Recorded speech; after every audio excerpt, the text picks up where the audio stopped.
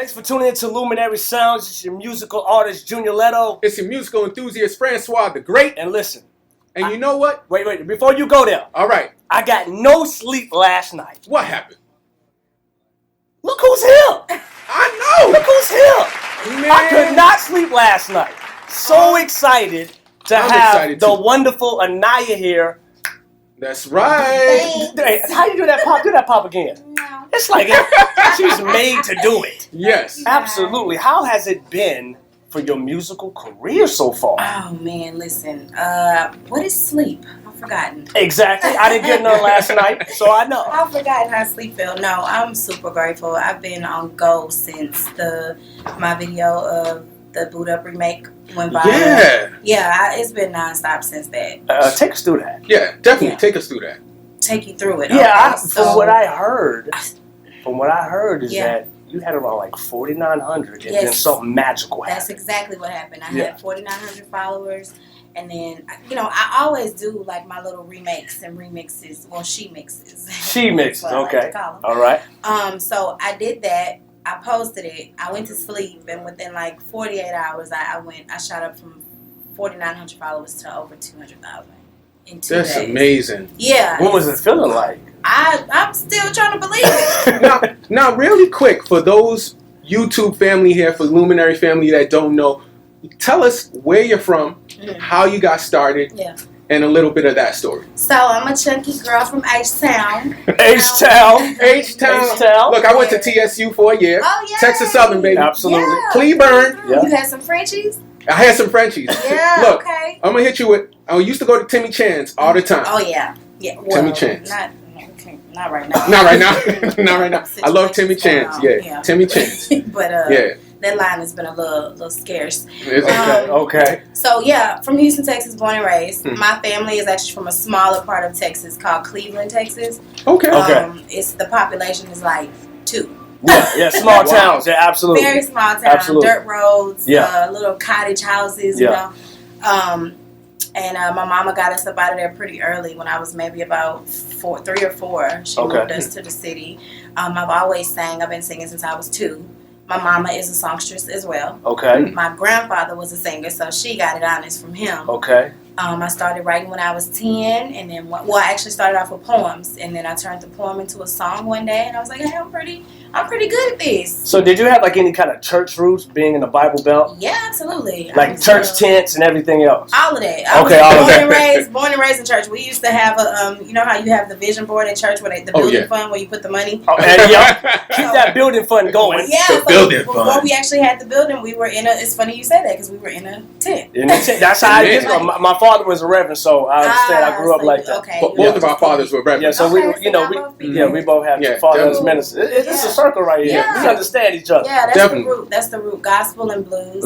My mama used to make us clean up the house on Saturday mornings, and she would play Johnny Taylor and Yolanda Adams and the Clark Sisters and Barry White and Aretha Franklin. Like, that's my core. That's where I come from.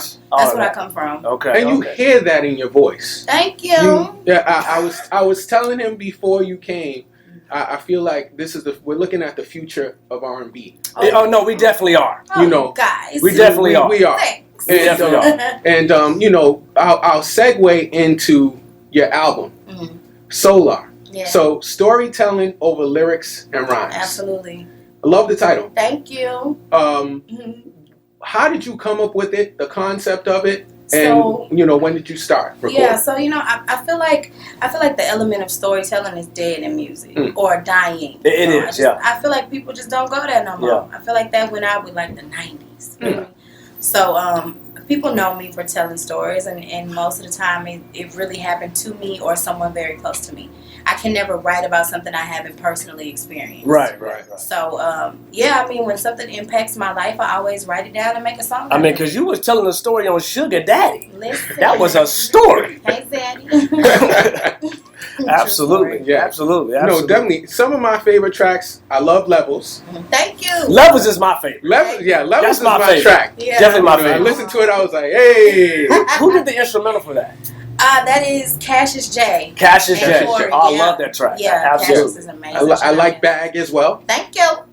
Bag, and then my last one, of course, Best Thing. Oh, Man, yeah. I wanted to ask you, who put into the video with you bashing the car and then it being the white guy? That was crazy. Was just so hilarious. That was crazy. It was crazy because I'm sitting there like, ooh, I know some girls done that. Yeah, you're going to get somebody arrested in this. Oh, man. I told y'all I write my music based on true stories. Yeah. That's all I'm going to say on that part. Absolutely. But no, I write all of my own treatments for my videos. Yeah, so. It's great. Yeah, I connect with the director, and then I tell them what I want to see come to life. Yeah. And then we just put our heads together and make the video. Yeah, like, bitches is crazy. I was going to tell on your ass. Listen. I was going to call the cops. So she right here. Okay, I'm glad you said bitches is crazy because I ain't know I could cook. Damn it. Hey, do your thing, girl. Do your thing. Do your thing. Absolutely. So let me ask you, how long did it take you to the process of your album? Oh, okay. So first it started off as an EP.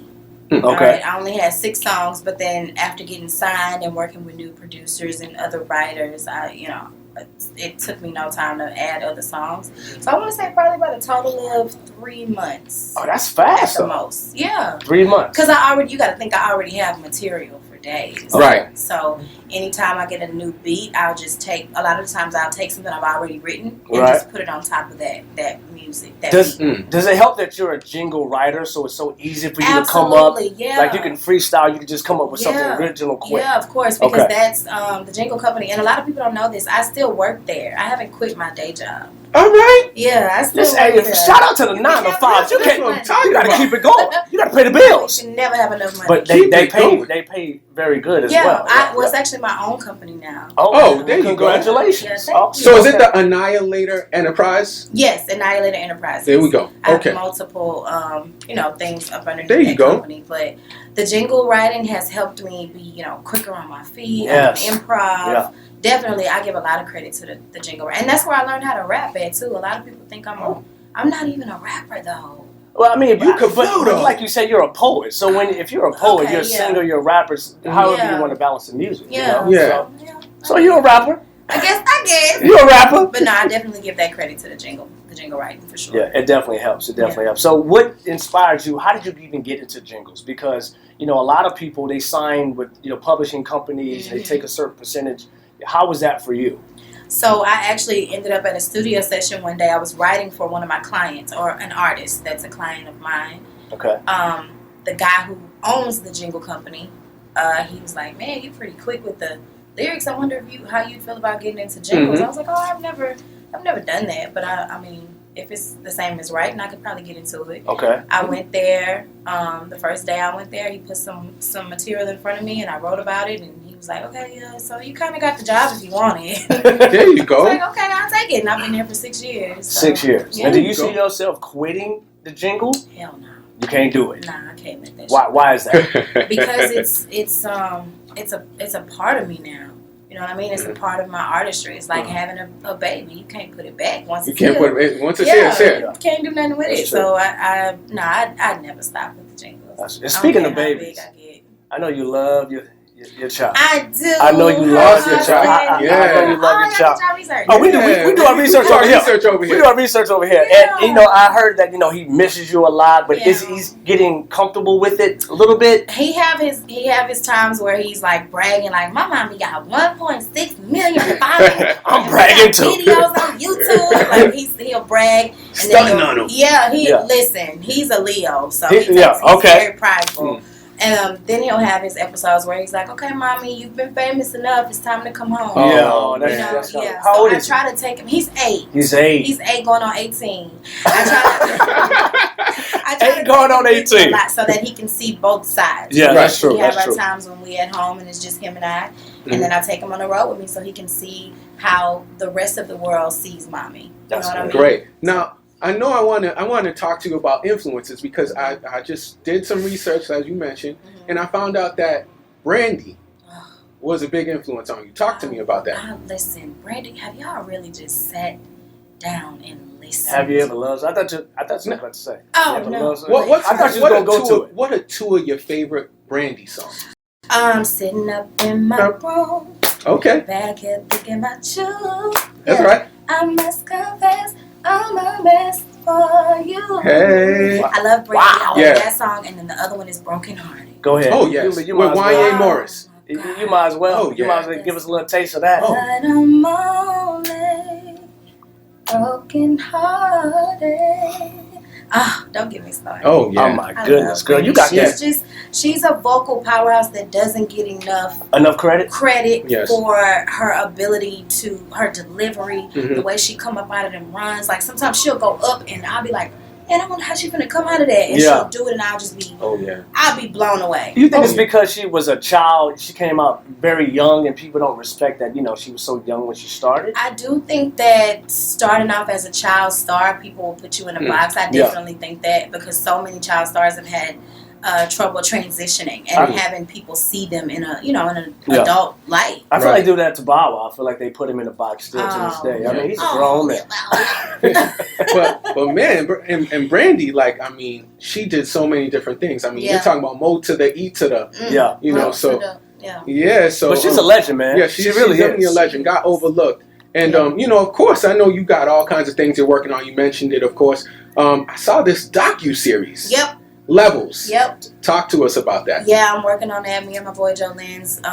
We are putting together the true story of Inayah Lamis. You know what I mean? I just want to show people. It's important to me that my annihilators know how I got started, and then they see the transition, and then they're gonna see the rise, end result. Yeah, the rise. You know, I want them to see the transition, because they started with me at 4,000 followers, so they deserve to see the climb. It's very real. It's very see-through, authentic. I'm being 100% open and honest. And I take the camera with me everywhere I go. Joey's always with me. Do you get a lot of hate from people that seen you grow up and seeing where you've come from? Because in my experience, I feel like if they know you, they don't support you until you make it. Ooh, you just said a mouthful, boy. Preach up.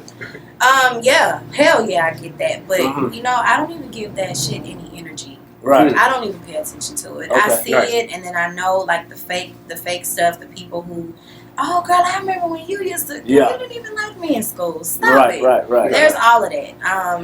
But that comes with the territory. That's right. Did it bother you at first? Now that people you knew weren't supporting you in the beginning?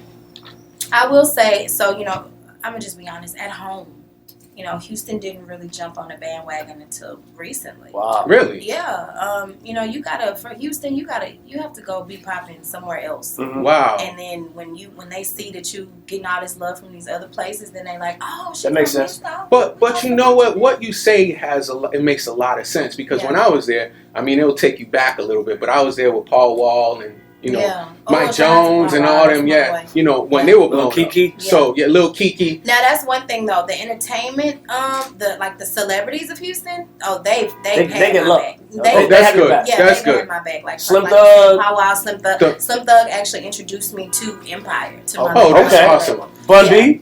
Bun B, I met him, and I met his wife. Shout out to Boss Hogg. All of them, they showed Scarface. me Toby and his wife, Fat. They've shown me so much love. I guess I mean like the general population of Houston. It takes them a while to kind of well, speaking of love, here at Luminary Sounds, we're current annihilators, and we want to show you love too. Oh, hey, we got a little something for you. Y'all got a gift for me? Yeah, we did. Oh, she like gifts. She love gifts. Can I open it? Yeah, go ahead. Absolutely. Yeah, I got a little maze. It's a sugar daddy in this box. Oh, dope. Oh, shit. The Luminary Sound. We want you to, rap, and we definitely appreciate you. We do. We appreciate you. That's so dope. Thank you so much. You guys. You're welcome. Absolutely. You have anything else, brother? I have so much. Well, I also want to say so much. This episode is being sponsored by Debonair by Relly. Go ahead. We want to show love to Mr. Relly here, over here for his cologne. He gave us some shirts here as well. We have to give love to our small black owners that are trying to grow, and we want to support them as well too. So we want to give you this as well. You take that with you. Oh, and she likes to absolutely. You take that with you. Now listen, if you love it, spray it. Definitely. Talk about it. Absolutely. You do that later. Yeah, absolutely. Damn, I smell it already, and I didn't even open it. That is great. Yeah, so it's a unisex, men and women. It smells delicious. Yeah. So I got one last question for you before we go. What can we look forward to seeing from you? Are there any tours? You know, what's coming next for you? I know you already mentioned to us the Docu series, which I can't wait. When is that actually coming out? I don't have a release date yet, Okay. but I'm probably gonna drop it in a series of episodes. Okay. So probably as soon as next week, maybe. Got it. So we'll start it. Tours, possibly? Yes. So I don't have. I want to see you at Coachella. However, I do too. I want to see you at Coachella. Right, Lord, what do we have to do to get at Coachella? Because you absolutely they agree. That's right. We definitely want to see you. I really feel like your sound is so unique. Thank you. And I hear like a lot of spirit in your music as well. Mm-hmm. I don't know the background of where it comes from, but it's really deep. You know, I did remember.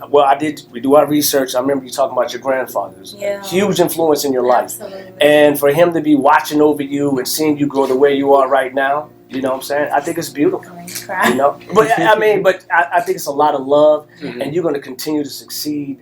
There's so many blessings coming your way. I mean, when I heard the album, I said, "Man, she hasn't scratched the surface yet." No, she hasn't. That's what we both said. Hasn't scratched the surface yet. Like, that's what we both seriously, like, you know, we're being serious. Like, this is a very good album, and whatever you do next is going to be even better. So I'm kind of scared for your success. It's going to go crazy. Hey, if your dreams don't scare you, that's right. It's not big enough. Absolutely. And we want to let you know you're always family here at Luminary Sounds. Whenever you want to stop by with a new single or anything new that you're doing, stop by. Just family over here.